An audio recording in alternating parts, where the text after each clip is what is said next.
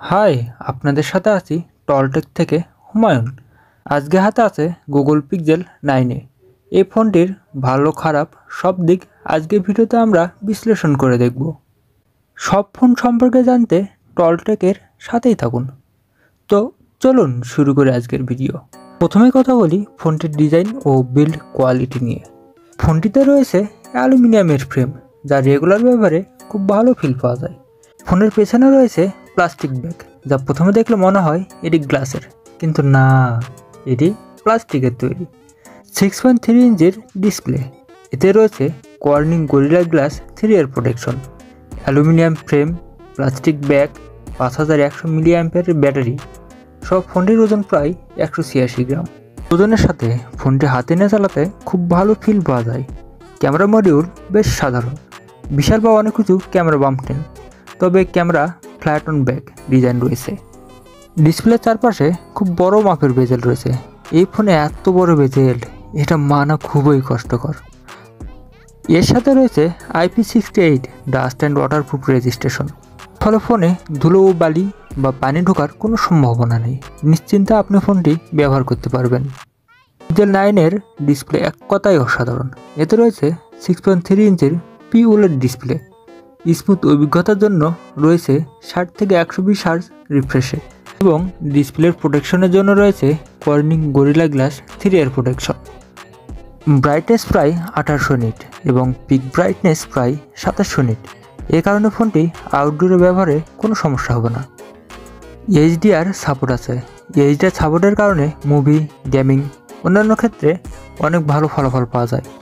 ফোনটিতে চিপসেট হিসাবে Google tensor G4 ব্যবহার করা হয়েছে, যা 4 ন্যানোমিটার প্রসেসর তৈরি। CPU হিসাবে রয়েছে অক্টাকোর, আর GPU হিসাবে রয়েছে মালি G715। মেমোরি ও স্টোরেজ, র্যাম রয়েছে 8GB, তার সাথে রয়েছে 128GB এবং 256GB রোম। দুঃখের বিষয় মেমোরি কার্ড সাপোর্ট নেই। দৈনন্দিন ব্যবহারে ব্রাউজিং, সোশ্যাল মিডিয়া, মেসেজিং এসব কাজে এই চিপসেটটি খুব ভালো পারফর্ম করে, কোনো সমস্যা ফিল হয় না।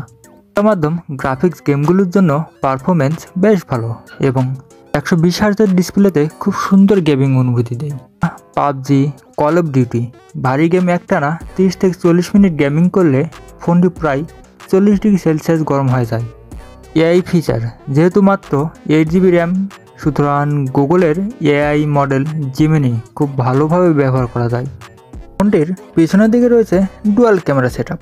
প্রথম লেন্স 48 মেগাপিক্সেল, এতে রয়েছে OIS। দ্বিতীয় লেন্স হিসাবে রয়েছে 13 মেগাপিক্সেলের আল্ট্রা ওয়াইড। 8x পর্যন্ত ডিজিটাল জুম রয়েছে। অন্যান্য যেসব ফিচার রয়েছে night shot, astrophotography, portrait mode, face unblur, long explorer ইত্যাদি।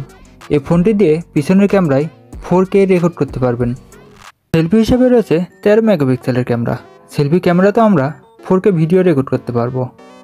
ব্যাটারি ও চার্জিং, এতে ব্যবহার করা হয়েছে 5100 mAh বিশাল ব্যাটারি। ব্যাটারি লাইফ দৈনন্দিন ব্যবহারে একদিন ঠিক চলে যায়।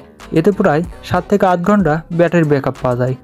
চার্জিং স্পিড মাঝারি ধরনের, যেহেতু এতে শুধু ব্যবহার করা হয়েছে 23 ওয়াটের চার্জার, যা দিয়ে চার্জ দিতে একবারে অনেক বেশি টাইম লাগে। কিন্তু দুঃখের বিষয়, আপনি বক্সের মধ্যে কোনো চার্জার পাবেন না। চার্জারটি টাকা খরচ করে আপনাকে কিনে নিতে হবে। পিক্সেলের ফোনগুলোতে একটি সবচেয়ে বড় সুবিধা হচ্ছে ক্লিন অ্যান্ড্রয়েড ও দ্রুত সিকিউরিটি আপডেট। পিক্সেল 9 আপনি পেয়ে যাচ্ছেন 7 বছরের অ্যান্ড্রয়েড আপডেট। এর সাথে রয়েছে নানা রকম AI আপডেট। বর্তমানে এই ফোনটি আপনারা বাংলাদেশের মার্কেটে পেয়ে যাবেন। এর 8GB 128GB এর অফিসিয়াল প্রাইস 69,000 টাকা এবং আনঅফিসিয়াল প্রাইস প্রায় 58,000 টাকা, এবং 8GB 256GB এর আনঅফিসিয়াল প্রাইস 62,000 টাকা। আচ্ছা, সবাই ভালো থাকবেন, দেখা হবে অন্য কোনো ভিডিওতে। আসসালামু আলাইকুম।